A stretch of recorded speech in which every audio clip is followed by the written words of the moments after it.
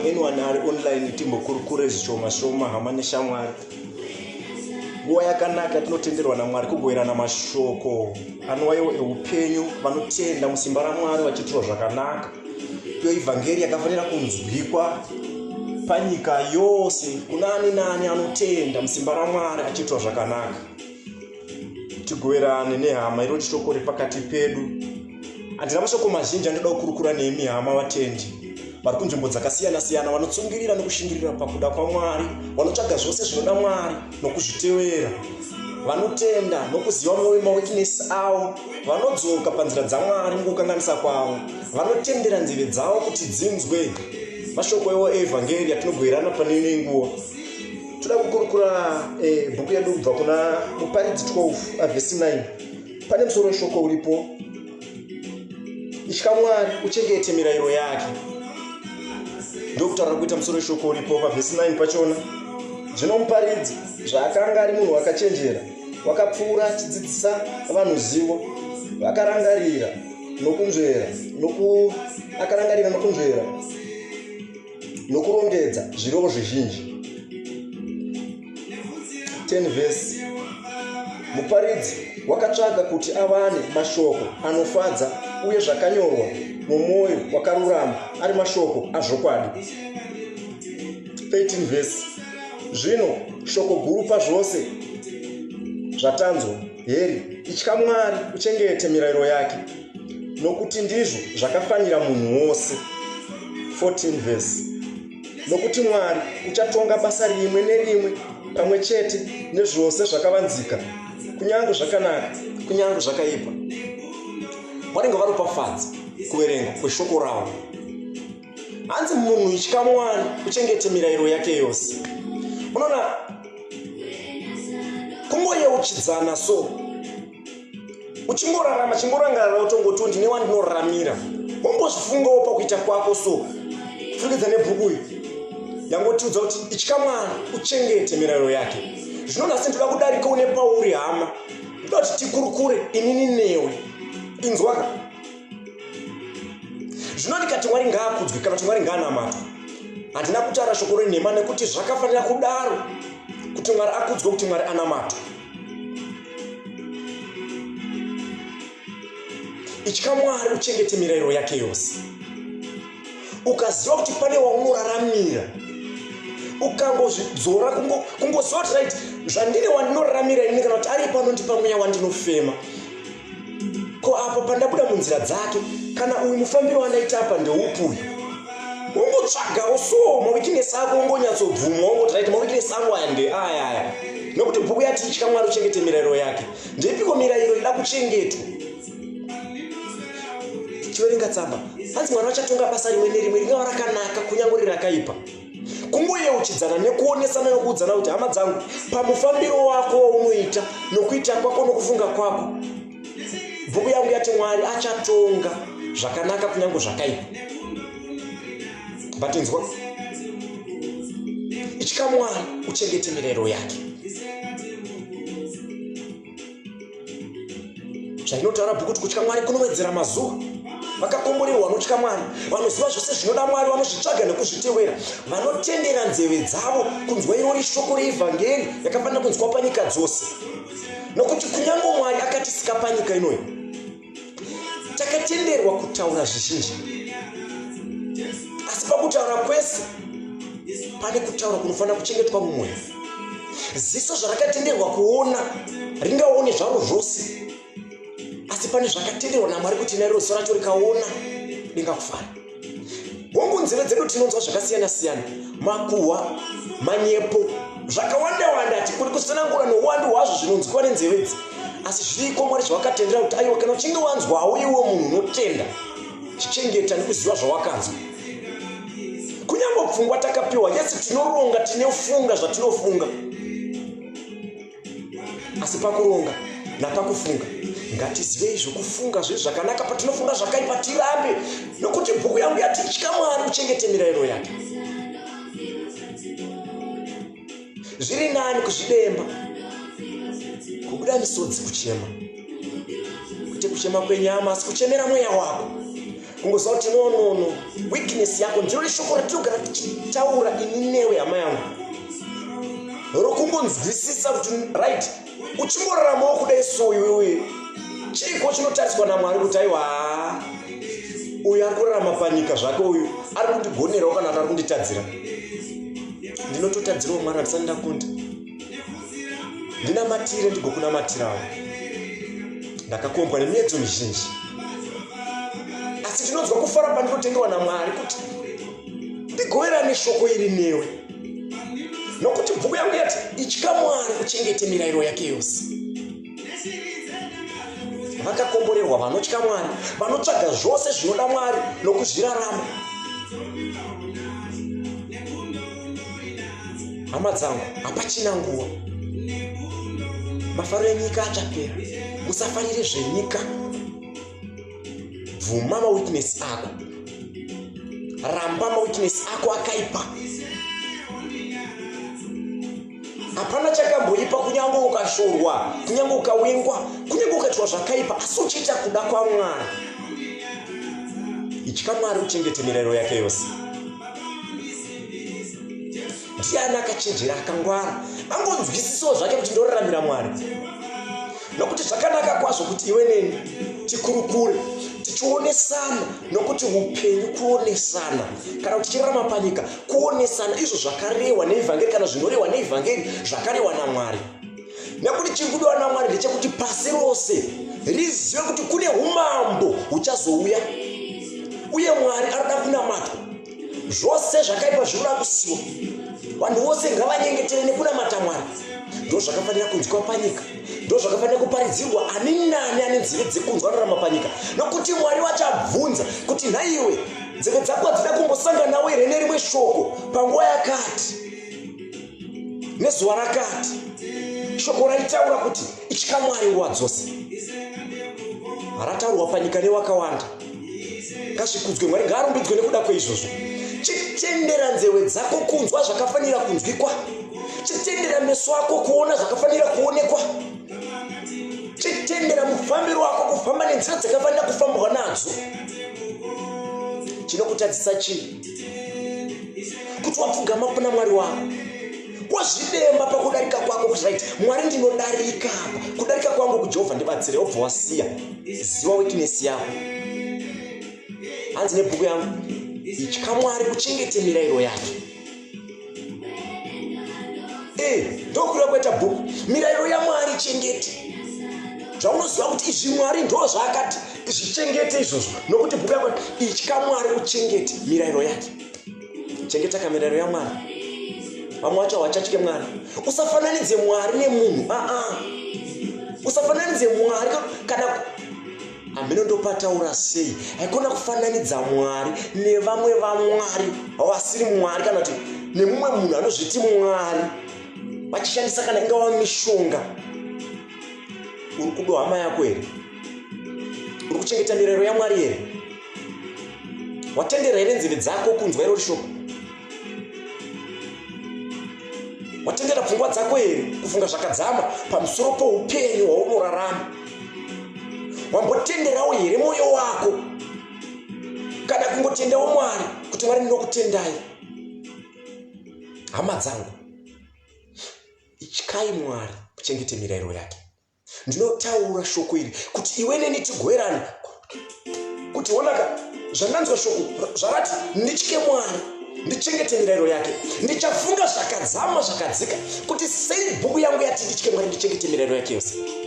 Zvikanzi kunyange mashoko ese ndaunganidza anoita kuti Mwari akudzwe ari mashoko azvokwadi kudenga kunodayira kuti amen pazvose zvaunoita iwewe, kana waita nomwoyo unoda. Hama yangu, kudenga kuna Mwari anonzvera mwoyo, anoziva zvandichataura ndisati ndataura, anoziva pandinotsika ndisati ndafamba. Chingozviziva izvozvo mupfungwa mako kana muupenyu hwako, kana uchiita kuda kwaMwari. Ariko anoziva kuti kusvikira mangwana uchange uri papi. Aripo anoziva kuti uchifamba paunotsika pachange pakadini. Aripo anoziva zvaunorongerwa zvisati zvasvika achikudza. kutya Mwari uchengete mirayiro yake yose. Nokuti mukutya Mwari nekuchengeta mirayiro yake yose ndo mukutungamirirwa, mukuziviswa zvinouya. Ungamunzvengeseiko Mwari? Ungaite zvakaipa nemutoo upi wako, asi Mwari kanzi achatonga zvakaipa nezvakanaka. Unoziva mufambiro wako, ndinoziva mufambiro wangu. Handisati ndakunda, ndinotokundikanawo mukushingaira, asi pandinonzwa kusundaidzwa kuti ndikurukure newe hama yangu, Mwari ngavanditendere. Ityayi Mwari, itya Mwari, uchengete mirayiro yake yose. Unogona kufungawo so paunotsauka panzira dzaMwari kuti wakuita zvakaipa, wofunga kuti no, uku ndo kunonzi kutadzira Mwari, nawo ndakutadzira Mwari manje. Pfugama. Ndaimbofunga ndauya kunyengetera kushupuka mabvire kupfugama aiwa kwete ba. Kunyange uchifamba usiku paunofamba, kunyange ukanyengetera Mwari wako anonzwa. Anotadza neiko kunzwa Mwari kana ari akakupa iwe muromo kokuti utaure panyika? Anotadza neiko kunzwa Mwari kana ari akakutendera kuti urarame panyika? Uri kubasa here? Uri kudhiraivha here? Wakarara here? Wakapfugama here? Mabasa here ari kuitira vanhu vakanaka? Ratidza chinamato nomufambiro wako. Chinokutadzisa chii kunyange uchisuka ndiro uchidzikwesha-kweshako? Ndinokutendai Mwari. Uchitenda Jehovha Mwari, haisi nhau yekupfugama, haisi nhau yekubva wataiwa taende kunoungana. Unoona Satani akachenjera akangwara. Ini ndakanga ndajaira chinamato chiya chekuti taungana tobva tapfugama tiri muboka nekereke tichitaiwa tiri kunyengetera Mwari. Hama yangu, iyi COVID igwada kunyatso kuitarisisa kai. Kana wanga wakajaira kuti aiwa noti unoungana kwatinonamata sandipo pane nguwa, taimu dzapera. Iwe chingotya Mwari, uchengete mirayiro yake. Uri kumba kwako, uri kubasa kwako, uri pakufamba, uri pakuita zvipi nezvipi, nyengetera. Ndinokutendai Mwari. Makanisa panyika panorarama vanhu vazhinji vanokutadzirai, neniwo ndinorarama pakati pavo. Handisvite mutsvene, ndinototadzawo Mwari. Chingozvicherechedza mararamiro ako, maitiro ako. Uri kutya Mwari here? Uri kuchengeta mirayiro yake here? Ndo zvarehwa neshoko iri. Vakakomborerwa vanotendera nzeve dzavo kunzwa, nokuti evhangeri ndiyo inoporesa, ndiyo inosimbisa mweya yedu pakunyengetera. Tinofanira kuva nekutenda kwakakwana kwakasimbiswa nokuda kweshoko raMwari. Nokuti hongu, kunyange ukanyengetera kuna Mwari, kunyange ukati ndasina kutaura naMwari, ukataura naye Mwari ukati Mwari wangu, ndinokutendai, ndinoda kuti munditungamirire. Iwe usingafambe mukuda kwaMwari, yeti kudenga kunogona kunzwa, ega nditi kudenga kunonzwa. Nokuti Mwari haangatadze kunzwa zvarehwa neni, chisikwa chake, zvataurwa nemuromo wangu kana nemuromo wako, anotadza neiko kunzwa. Aiwa, chimbotora Jesu umuite shamwari yako. Chimbotora Jesu umuite shamwari yako, umise apa pamwoyo pako apa. Umbonzwisise kuti no, ndine wandinoraramira. No, ndine munhu wandinoraramira. Anokupa mweya wekufema ndiye wakafanira kurumbidza, ndiye wakafanira kunamata.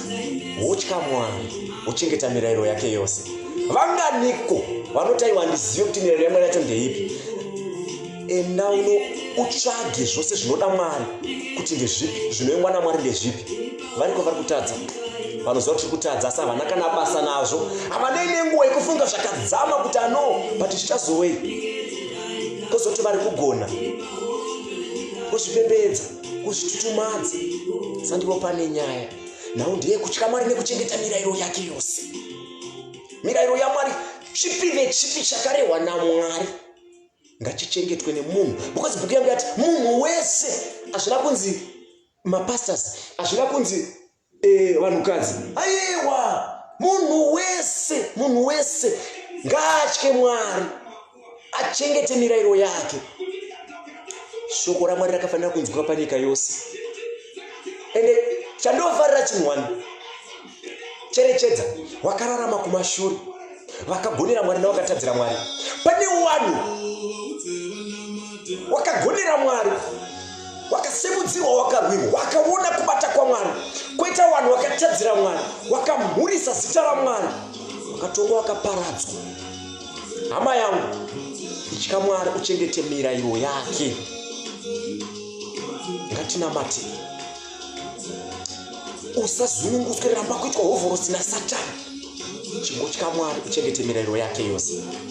Zviri nani kushorwa kusvikirwa matwi nekutukwa kana kunzwa yakapusa uyu, asi uchiziva kuti hakwaiwa no Mwari variko. Kunyango munhu akakufurira kuita zvakaipa, tora nguva yekufunga kuti munhu zvaataura izvi zvichawake chipi muupenyu hwangu. Ndakanga ndisipo pakaparadzwa Sodoma neGomora. Ndakanga ndisipo pakaparadzwa Sodoma neGomora, asi ndakumbodzokera kumashure, ndakumbodzokera munguva yacho. Rega kuti nguva yacho yevanhu vainamata, nguva yacho yezvazva, zandipo pane nyaya. Itya Mwari uchengete mirayiro yake yose. Ndati ndakanga ndisipo pakaparadzwa Sodoma neGomora.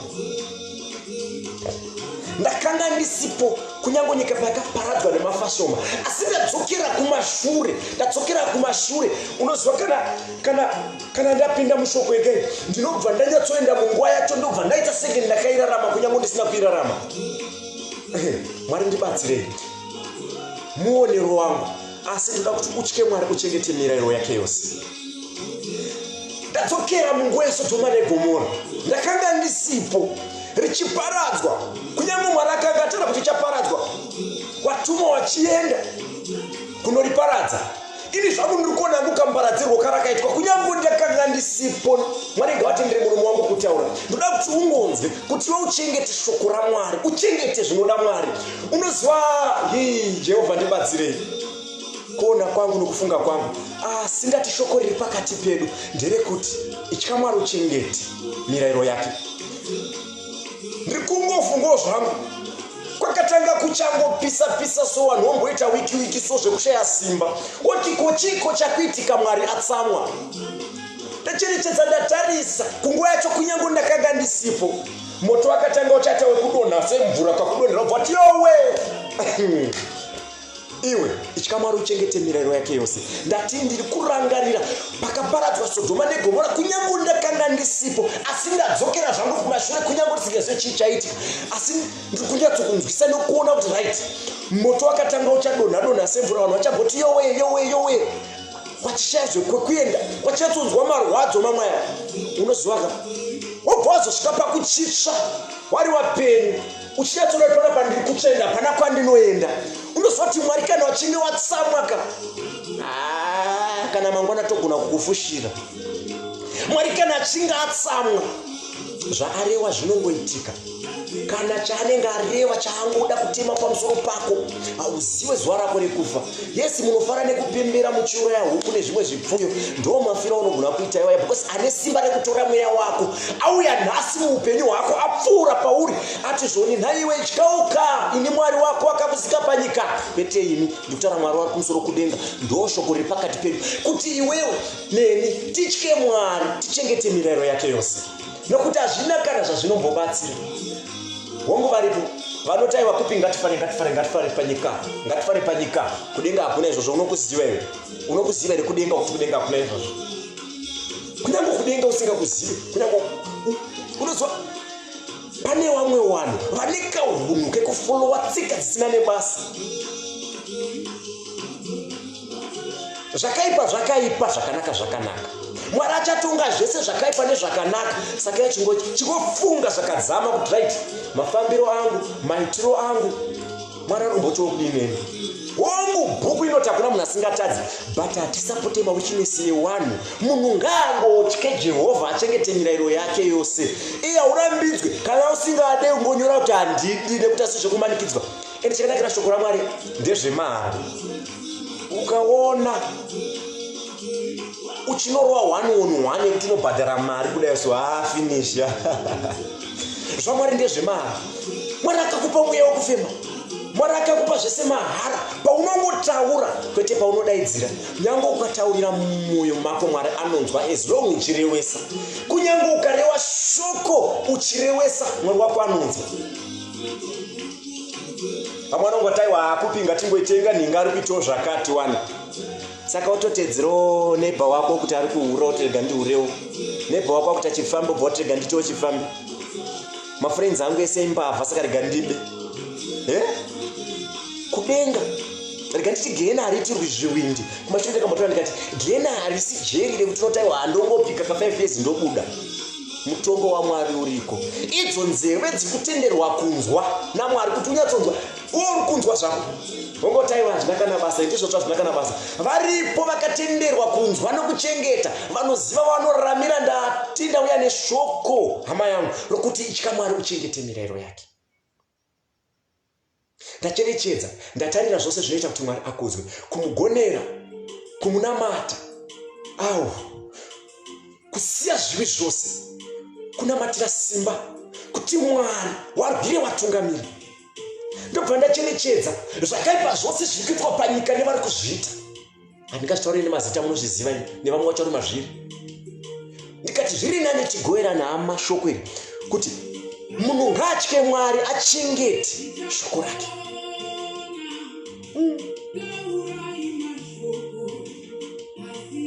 Usati wafunga, fungisisa. Usati wataura, funga. Tora nguva pazvinhu zvose. Kumhanya sandi kusvika. Unokundwa nemasiripasi kana bhutsu paunoenda kun'anga unodzisiya panze yopinda mukati. Kudenga kune arikoko. Kudenga kuna ariko auya nhasi muupenyu hwako ati iwewe munhu uri panyika itya Mwari uchengete mirayiro.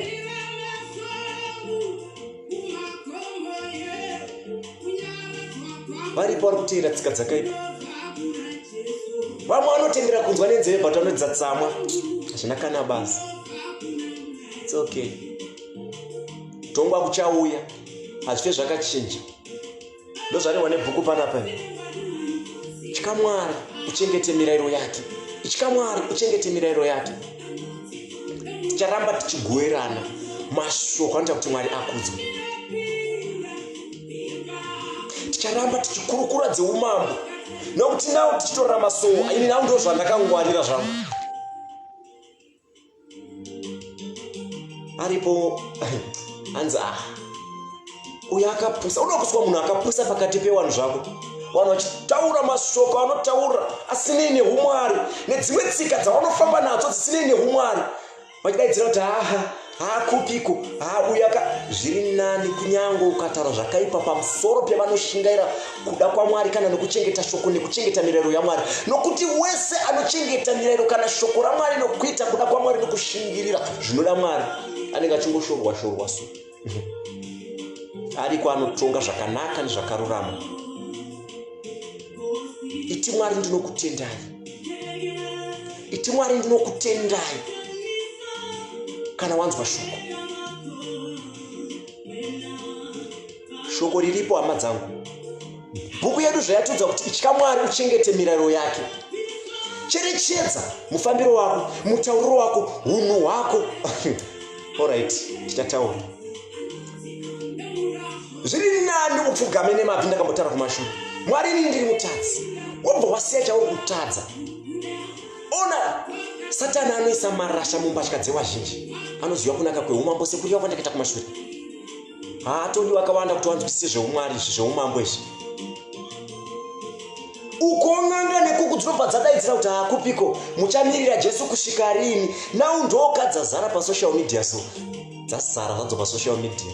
3 days unoitwa mpinga. Yabvepi hauna kushanda. Ndauya neshoko hama dzangu. Kunani nani anotenda kuti itya Mwari uchengete mirayiro yake yose. Ndeipi weakness yako unoiziva pauriwe? Ndeupi unhu hwako unoziva pauriwe? Kana neno hwangu ndohuziva. Pfugama. Uzvidebe uzvicheme kuti Mwari mufunge. Inini zvangu neweakness yako chinamata nezvayo kuti zvandayaso Jehovha ndichada ndibatsirei. Mwari anotonzwawo. But kunzwa nekupindura kweminamato mwoyo ngawo wakarurama, mufambiro nounhu hwakanaka. Ngatitende Mwari nenguva yakanaka zvakadai yatatenderwa kugwira nayo shoko. Muwe nenguva yakanaka kwose kwamuri, tirambe tichinamata. Uchifamba nyengetera kuna Mwari. Ungauri pabasa pako uchitoita basa rako iroro, nyengetera kuna Mwari. Kunyange wakagara, tora nguva yekunamata. Haisina uye kutaura chete. Vanotambudzika vanoda kubatsirwa newe neni. Vasina simba pamweya yavo vanoda kusimudzirwa newe neni. Tovaka chinamato. Mwari watibatsire. Ani nani atendera nzeve dzake kunzwa. Mwari wamuitire zvakanaka varangarira. Musakanganwa minyengetero. Ima usiku iyi. Kunyange ukasabata utikofu kurokodze pakati peusiku zvena yama yangu. Pawangopepuka ipapo chimboti ndichana sombo Mwari wombotaura zveumambo so. Chingotendererawo soka upenyu kako kungoswera wangotaura zveumwari so. Kudenga kungotowa wano aripo panyika. Mamwe mashoko mazhinji tinaro Facebook group redu Mwari mutungamiri pazvose. Page riripo zvakare Mwari mutungamiri pazvose. Uyai tinamati tigwerane mashoko eumambo pachena. Titwe zvakanaka. Ani nani atendera nzeve dzake kunzwa. Oti Mwari varangarire warwire tinamati. Tinokutendai Mwari matitendera kugwerana shoko nehama pane ino nguva. Tinonyengetera kwamuri Mwari nzeve dzose dzamatendera kunzwa. Ani nani wamatendera tenzwa kumusoro kudenga kuti anzwe nokutenda mushoko renyu. Murwire mutungamirire sezvareva shoko renyu kuti tikutyei tichengete mirayiro yenyu. Gonesai vanoshingaira vanokundikana. Gonesai ani nani anotenda musimba renyu. Dziriko dzimwe hama dzinoda kukunamatai asi dzinotadziswa namadzishamwari. Dziriko dzimwe hama dzinokunamatai asi dzinotadziswa namafaro enyika. Dziriko dzimwe hama dzinoda kukunamatai asi dzinotadziswa nokutyudza. Ndanamata muzita nemuropa raIshe Jesu Kristu. Amen. Tinotenda Jehovha Mwari. Muwe nenguva yakanaka. Murare zvakanaka. Muswere zvakanaka. Mugare zvakanaka nguva dzose. Nyasha dzaMwari nengoni dzaMwari dzitungamirire nokusingaperi. Amen.